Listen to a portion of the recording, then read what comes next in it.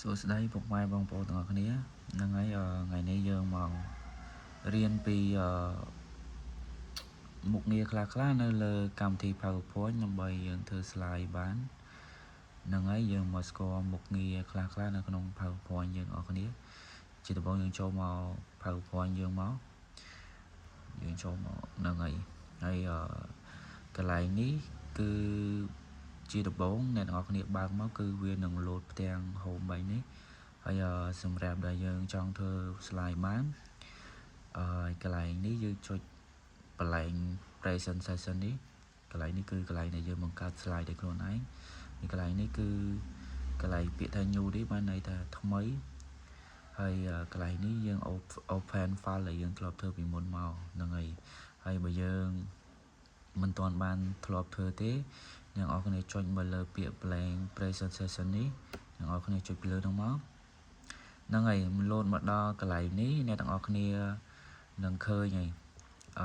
នឹងឃើញវាលោតអញ្ចេះហើយកន្លែងនេះអ្នកទាំងអស់គ្នាអាចខាត់វាចោលក៏បានកន្លែង add title នេះយើងអាចទៅសេពីលើហ្នឹងក៏បានឬក៏យើងអាចខាត់វាចោលក៏បានដែរគឺ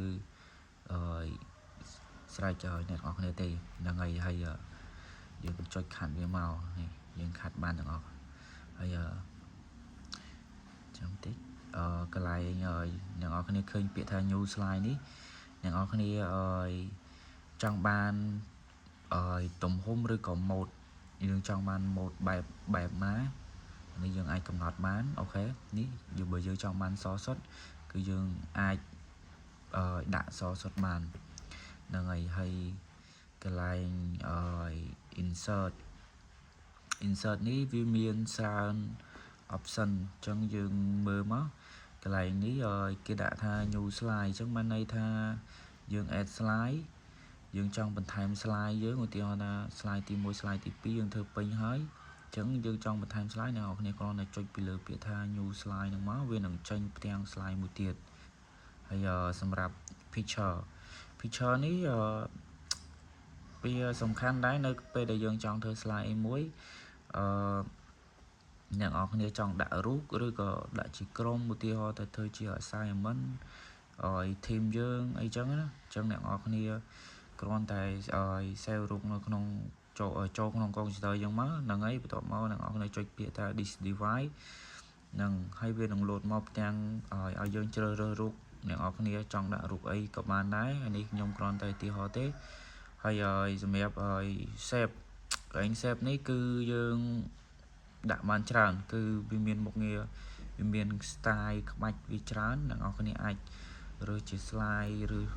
ឬជាអីក៏បានសញ្ញាព្រួញអីក៏បានដែរគឺស្រេចចិត្តទាំងអស់គ្នាទេហ្នឹងហើយកន្លែង textbook នេះបានន័យថាយើងអាចទៅសេ text ពីលើហ្នឹងយើងចង់គូ text ប៉ុណ្ណាគឺយើងអាចសេពីលើហ្នឹងបានអូខេមើលហ្នឹងហើយមកដល់ពាក្យថាកន្លែង word add នេះគឺយើងអាចរើសទំហំអាចរើសពណ៌អក្សរហ្នឹងហើយយើងអាចរើស mode យើងចង់លេង style លេងអីគឺយើងអាចរើសយក word add នេះបានអូខេហើយកន្លែង slide number នេះបានន័យថាយើងចង់ដាក់ចំនួន slide លេខ slide ប្រមាណហ្នឹងហើយអានេះ sound អានេះ recording ហ្នឹងហើយវាអត់មានអីសូវជាពិបាកអីពេកទេយើងយល់ខ្លះពីមុខងារនៅលើ PowerPoint យើងហ្នឹងហើយមកចូលមកដល់កន្លែង design នេះអ្នកនរគ្នាអាចរើស style លេងរបស់អ្នកនរគ្នាឧទាហរណ៍ថាយើងចង់បាន style នេះចង់បាន style មួយណាក៏បានដែរស្រេចចិត្តទាំងអស់គ្នាឧទាហរណ៍ថាឥឡូវខ្ញុំរើសយក slide មួយនេះប៉ុន្តែខ្ញុំអត់ចង់បានពណ៌ហ្នឹងទេ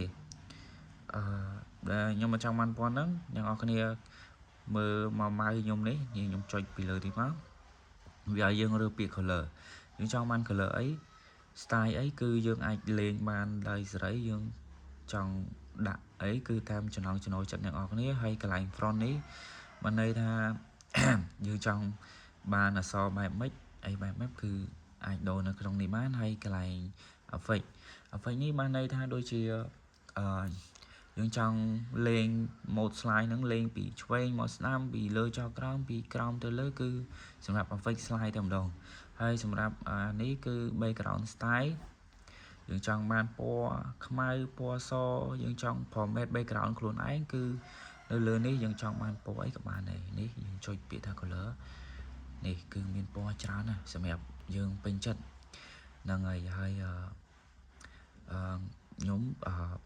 ថ្ងៃហ្នឹងយើងរៀនតែប៉ុណ្្នឹងសិនទេរៀនពី home ខ្លះហើយ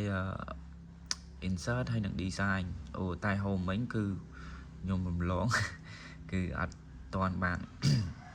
ពេញឥឡូវយើងបកមករៀនhome វិញមិញប្រយ័យតែលឿនពេក sorry ហ្នឹងហើយកន្លែងអក្សរ B នេះបើន័យថាអក្សរដិតធំយើងចុច control B ឬក៏យើងចុចពីលើ B ហ្នឹង select all ឬក៏ចង់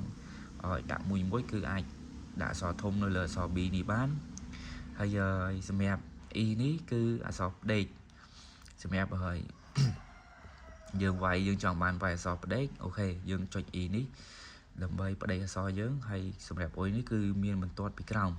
ហ្នឹងហើយយើងដាក់បន្ទាត់ពីក្រោមយើងចង់បាន mode style ឬក៏យើងដាក់ឲ្យពីលើក្បាលអីក្បាលជាចំណងជើងដាក់អីក៏បានដែរគឺសម្រាប់យើង design ខ្លួនឯងទេហ្នឹងហើយ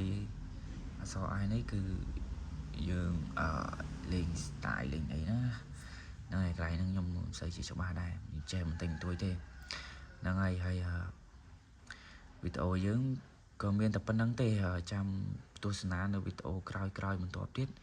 នេះគ្រាន់តែជាមុខងារខ្លះនៅលើ app PowerPoint យើងទេ